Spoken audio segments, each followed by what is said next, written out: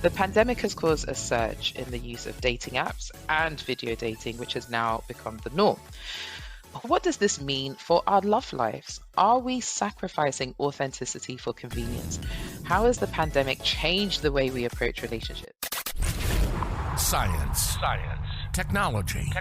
Medicine. Health. These four things make the world go round. Without them, we couldn't exist.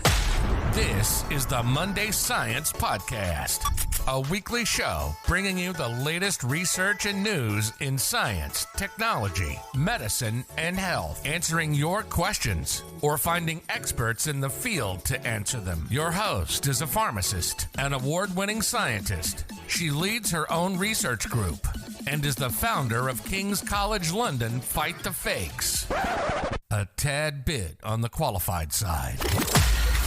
Welcome to Monday Science. Here's your host, Dr. Bahijja Raimi-Abraham.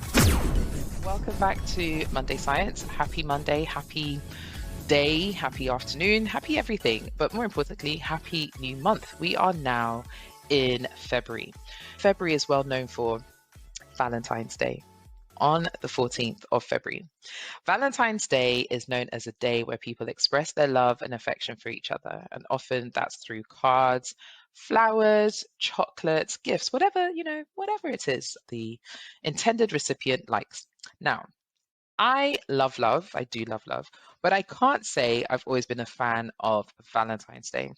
However, the theme of love, the theme of Valentine's Day inspired me to put together a series which will explore the ways in which technology during the pandemic has impacted the way we form and maintain relationships. Thought this would be quite interesting because it's well known that over the last few years, technology has advanced, and I just wanted to see how that has linked into love.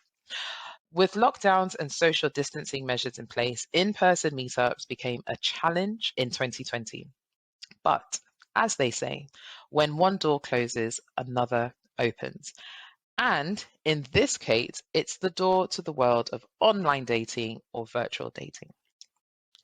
The pandemic has caused a surge in the use of dating apps and video dating, which has now become the norm. But what does this mean for our love lives? Are we sacrificing authenticity for convenience? How has the pandemic changed the way we approach relationships? App Annie found that the usage of dating apps increased by 26% globally from February to March 2020.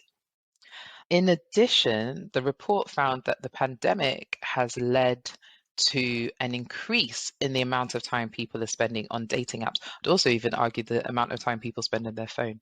But what do you think? Do you agree? It's clear that this shift in dating practices really highlights how the pandemic has accelerated the adoption of technology in our personal lives, especially in the world of romance.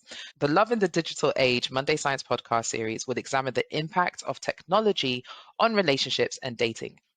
Over the course of 4 episodes every Monday in February, the series will explore topics including virtual dating during the pandemic, post-pandemic dating, though I don't agree that we're post-pandemic, and love in the metaverse and how virtual reality is impacting human connection. So join us next week where I'm going to share a lovely discussion I had with Dr. Lucas Jongvorst, who is an expert in the field of communication and psychology. Dr. Jongvorst is an assistant professor in the Department of Psychology and Communication at the University of Idaho, and he brings a valuable insight into the topic. So stay tuned. I'm going to talk more about this at the end of today's episode. So the COVID pandemic has had far-reaching consequences, and this includes, as I mentioned before, the impact on our relationships and dating experiences. The way in which we connected and connect with others now has dramatically changed. And this has led to new challenges, but also opportunities in the world of dating. But one of the most significant impacts of the pandemic on dating, pandemic in general, but specifically on dating, has been our mental health. With the uncertainties and stresses of the pandemic combined with isolation and limited social interactions, especially in-person social interactions, this created a challenging environment for forming and maintaining relationships of all kinds. This led to an increased feeling of anxiety, depression, and loneliness for many individuals.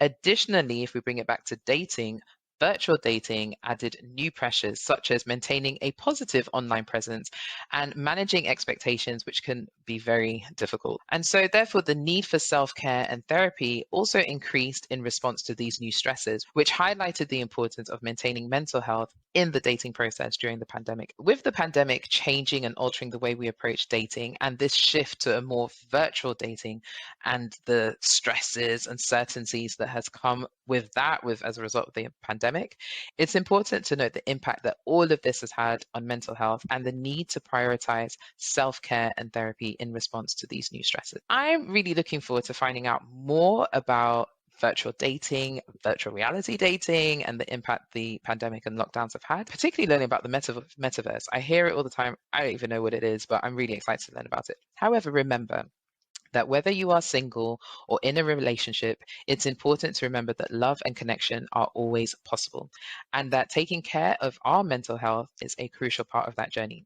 So stay tuned for a sneak peek of next week's episode with Dr. Lucas Jongvorst, who is an expert in the field of communication and psychology. There was an eHarmony report that said 53% of people admitted to lying in their online profiles about weight or age or job or occupation. And so that was a big norm. Sorry, another point to lie about is height. This is exactly right. And I find height a very interesting one to lie about because the truth will be revealed.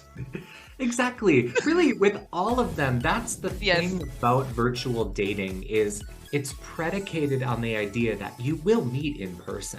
So if you're lying, if you say, oh, I am X height, but really you're 5 inches shorter, I'm going to catch you in that lie. And then that's going to be a major element of how I'm perceiving you.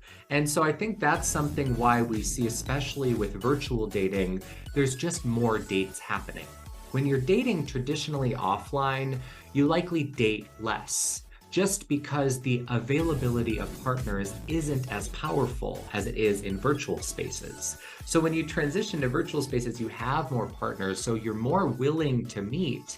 And I think in that shift, that it's called modality switching. When you change from an online space to an offline space, you're switching between those modalities. We find that that's really complicated. And with virtual dating, that's one of the most important components because it's fundamental to the nature of eventually forming a romantic physical connection with another person. You've been listening to the Monday Science Podcast, a weekly show bringing you the latest research and news in science, technology, medicine, and health. We hope you've gotten some useful and thought-provoking info from the show, and we hope you had fun along the way. We know we did. We'll be back soon. But in the meantime, hook up with us on our website at www.mondaysciencepodcast.com. Shoot us an email at info@mondaysciencepodcast.com. Find us on Instagram, LinkedIn, and YouTube at Monday Science, and access episode summaries at mondayscience.medium.com. See you next week on the Monday Science Podcast.